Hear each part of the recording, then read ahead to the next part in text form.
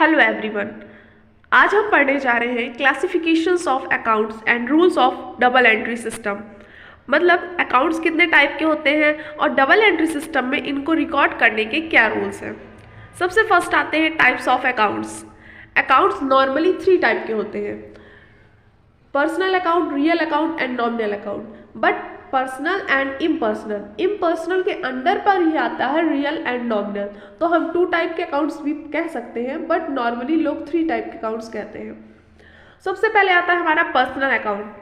Personal account, the accounts related to an individual firm, company, institutions etcetera.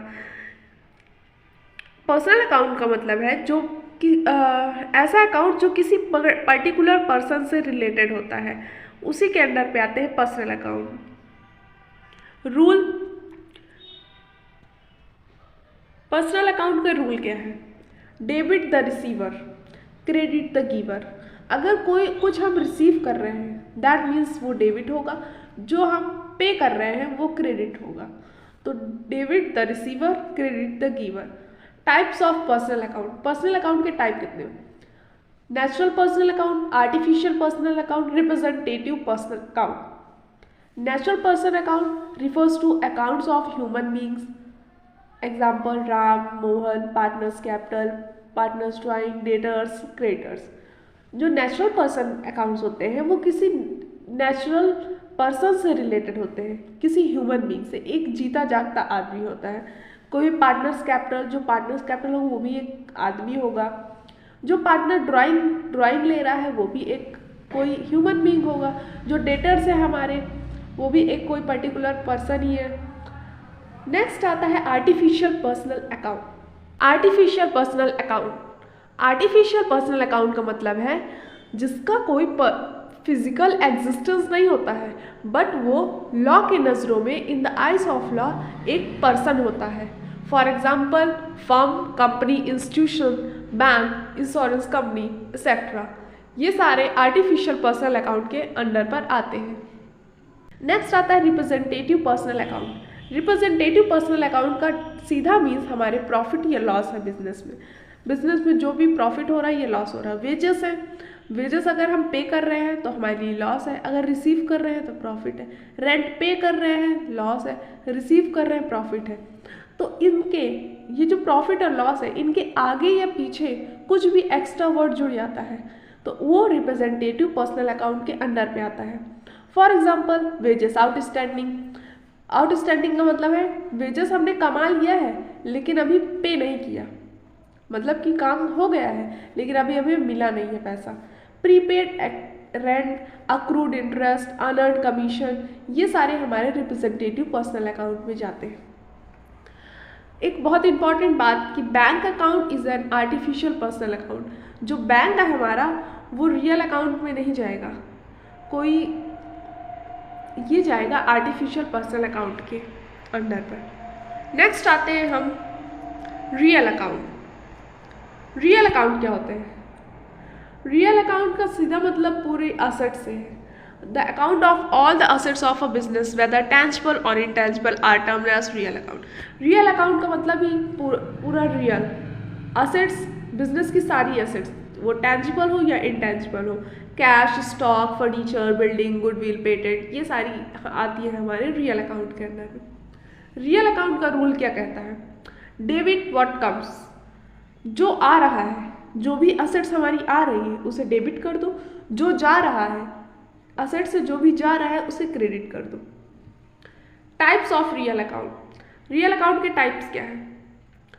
2 types, tangible real account, intangible real account. Tangible का मतलब होता है जिसको हम छू सकते हैं, देख सकते हैं, मेजर कर सकते हैं इन टर्म्स ऑफ मनी में। All those assets of the business which can be seen, touch and measure in terms of money are called tangible real asset account. For example cash, cash को हम क्या कर सकते हैं? छू सकते हैं। प्लांट, फर्नीचर एक्सेट्रा, ये सारे जो होते हैं ये टैंजिबल रियल अकाउंट में आते हैं, जिनको हम देख सकते हैं, छू सकते हैं। नेक्स्ट आता है intangible real account. Intangible real account में ऐसी असेट्स आती हैं जिनको हम मनी के टर्म्स में तो मेजर कर सकते हैं, बट देख नहीं सकते, ना तो छू सकते हैं, ये जिनका कोई फिजिकल एग्जिस्टेंस नहीं होता है। For example goodwill, patent, trademark, branding etcetera, ये सारी हमारी इंटेंजिबल रियल एसेट्स के अंडर पर आती है। इसके बाद नेक्स्ट हमारा टॉपिक आता है नॉमिनल अकाउंट। नॉमिनल अकाउंट, अब हमारे बिजनेस के सारे पर्सन हो गए, असेट्स हो गई, बचा क्या? या तो बिजनेस में अब प्रॉफिट होगा या लॉस होगा, इनकम गेन या रेवेन्यू या लॉसेस। तो नॉमिनल अकाउंट के अंदर में आते हैं those account related to expense, loss, revenue, income and gains are termed as nominal account. जितने भी हमारे एक्सपेंस होते हैं, loss, revenue, income and gains, ये सारे के सारे हमारे नॉमिनल अकाउंट के अंदर पर आएंगे। नॉमिनल अकाउंट के अंदर में हम कौन से अकाउंट्स तैयार करते हैं?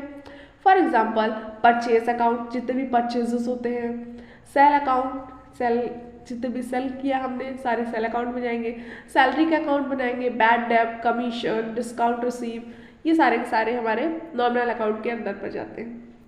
रूल ऑफ नॉमिनल अकाउंट, आखिर नॉमिनल अकाउंट का रूल क्या है? नॉमिनल अकाउंट कहता है debit the losses and expense and credit the gains and income. जितना भी हमारा लॉस हो रहा है, हम एक्सपेंस कर रहे हैं, सबको डेबिट कर दो। जितना भी इनकम या गेन हो रहा है, उन सबको क्रेडिट कर दो। तो नॉमिनल अकाउंट क्या कहता है? डेबिट करो लॉस को, क्रेडिट करो इनकम को। फॉर एग्जाम्पल हमारा बैंक है, बैंक में अगर पैसा आएगा तो हम क्या करेंगे? हमारा पैसा बढ़ा, बैंक अकाउंट हमारा क्रेडिट हो जाएगा, हमारी इनकम बढ़ रही है। कोई भी इंटरेस्ट हमें रिसीव होगा तो हम क्या करेंगे? इंटरेस्ट को क्रेडिट कर देंगे। अगर हमारे अकाउंट में पैसा बढ़ा तो क्रेडिट ही जाएगा। तो नॉमिनल अकाउंट यही कहता है कि जितने भी लॉसेस है डेबिट कर दो, इनकम है क्रेडिट कर दो। तो आज की वीडियो में इतना ही, मिलते हैं कल नए टॉपिक के साथ। तब तक के लिए लाइक, शेयर एंड सब्सक्राइब।